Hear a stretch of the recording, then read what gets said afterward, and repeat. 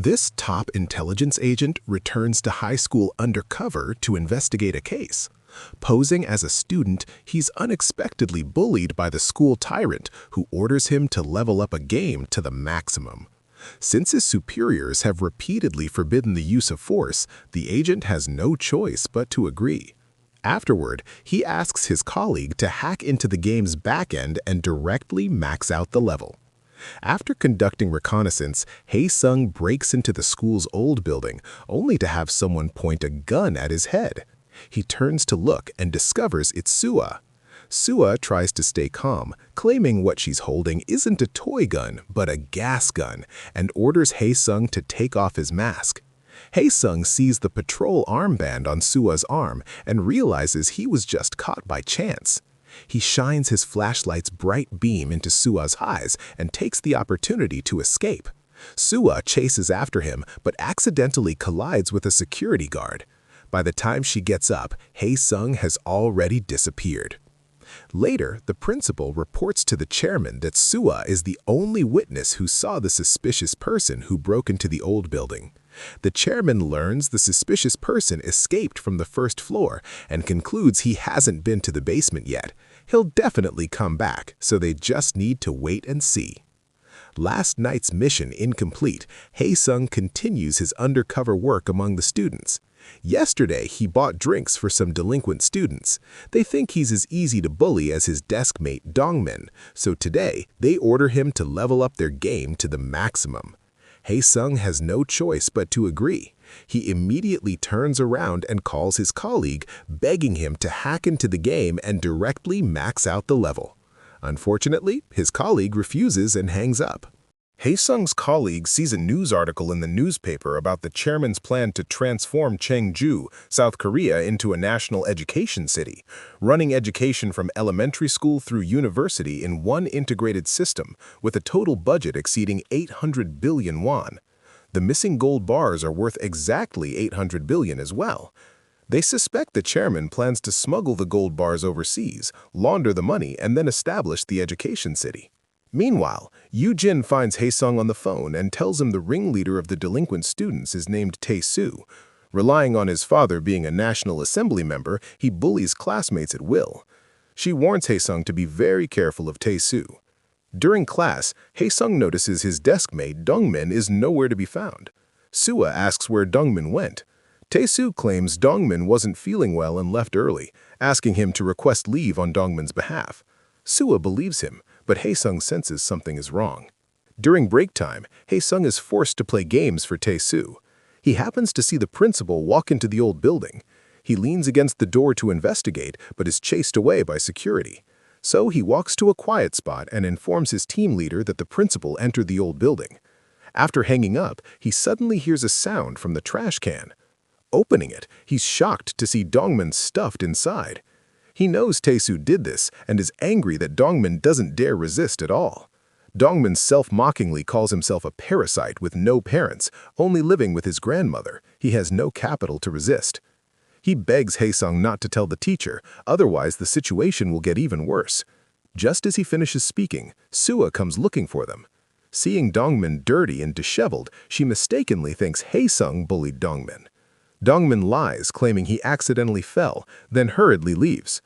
Hae-sung avoids Sua's scrutinizing gaze and also finds an excuse to return to the classroom. The scene of him rescuing Dongmin was witnessed entirely by Tae-soo, who was secretly monitoring them. Later, Tae-soo attends a student council meeting. He brings up the transfer student Hae-sung, who displeased him by releasing Dongmin without his permission. Yoo-jin, a student council member, musters her courage and points out that his bullying of Dongmin is despicable. Tae-soo doesn't take Yoo-jin seriously at all and mocks her as a maid serving student council president Yina. Yina gets irritated and orders Tae-soo to apologize to Yoo-jin. Seeing Tae-soo's reluctance, she threatens him using his father's campaign for the next assembly seat. Whether he wins or not is entirely up to Yina's mother to decide. Only then does Tae-soo reluctantly apologize. Yoo-jin thanks Yina for her help. Yina reminds her to be mindful of her position. Even if Tae-soo is in the wrong, she should be the one to step forward. At lunchtime, Dongmin tells Hae-sung the rumors about the old building. He heard there was a ballet club girl who was always bullied by other girls. She was accidentally hit by a car and lost both legs, becoming disabled and forced to give up her dreams. The girl was in so much pain that she ultimately chose death. The other girls, afraid of taking responsibility, were so heartless they hid the girl's body under the floorboards of the old building. A patrolling security guard saw the girl lying on the ground. When he approached to check, the girl suddenly crawled up to claim his life. From that time on, there were rumors of hauntings. Every night at the time the girl died, she would appear in the practice room. Hae-sung considers this pure fiction, but Dong-min says he has proof. It turns out Dong-min once went to the old building and recorded a video. When filming the practice room, someone lifted their head. He was so scared he ran away, convinced it was the legendary ghost. He has another school legend to share with Hae-sung, but before he can speak, Tae-soo and his gang arrogantly arrive. Tae-soo spits into Dong-min's food and forces him to eat it. Dong-min endures the humiliation and picks up his spoon. Hae-sung can't stand it anymore and denounces Tae-soo's behavior as disgusting. Tae-soo flips the tray and gets up to teach Hae-sung a lesson. Not wanting to use force, Hae-sung focuses on defense, blocking attacks. Even so, he restrains Tae-soo completely. Tae-soo launches a fierce attack, but Hae-sung subdues him with one move. Just as Tae-soo is about to counterattack, Sua arrives after receiving the news and stops them in time. Both are taken to the administrative office. The vice principal quickly releases Tae-soo and orders Sua to severely punish Hae-sung. Sua asks what grudge exists between Hae-sung and Tae-soo. If Tae-soo started the trouble, Hae-sung should have reported it to a teacher. Reliving his past experience of being bullied while teachers turned a blind eye, Hae-sung sadly laments that years have passed, yet school bullying incidents still happen constantly. He questions whether Sua is pretending not to know or genuinely hasn't noticed. For a moment, Sua's heart fills with mixed emotions. To secure her permanent position, she's been diligently devoted to her work, never expecting there would still be oversights. Meanwhile, the male colleague worries that Hae-sung will have difficulty coping alone at the school and wants to provide support. The team leader proudly boasts that Hae-sung is the most measured person who won't cause trouble recklessly. Just as he finishes speaking, the director walks in and plays a video, footage of Hae-sung and Tae-soo fighting. That evening, the team leader apologizes on behalf of Hae-sung to the director. The director scolds him a bit, then finally reminds Hae-sung that he followed in his father's footsteps to join the National Intelligence Service and must not disgrace his father.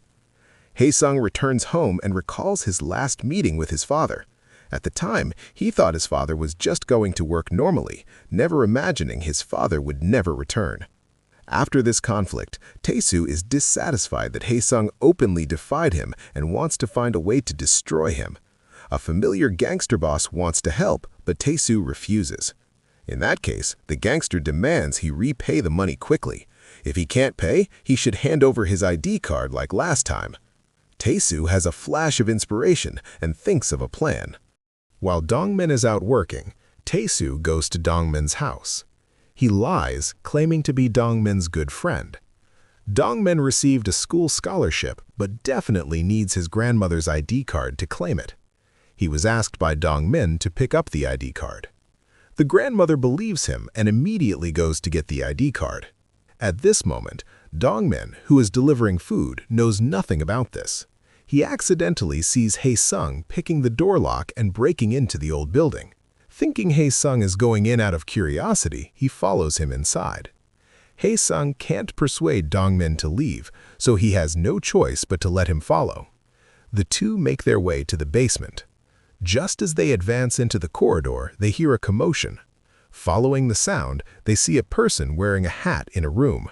Seeing his cover blown, the person throws a hammer at them and quickly escapes. Hae-sung fails to catch up but discovers a tightly locked door. He uses a high-tech lockpicker to open the door and go inside. He sees the walls of the secret room densely covered with information about the gold bars. He immediately calls his team leader, speculating that the chairman is also searching for the gold bar's whereabouts. Little does he know, his every move is being captured by hidden surveillance cameras. The chairman watches him through the monitor feed.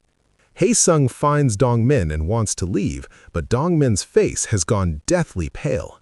He points at something under the floorboards. Hae-sung looks carefully and sees a human skeleton beneath the floor. End of episode. All right, that's it for today. Please like, comment, share with friends, and subscribe to the channel, and I will be back with the rest of the story soon.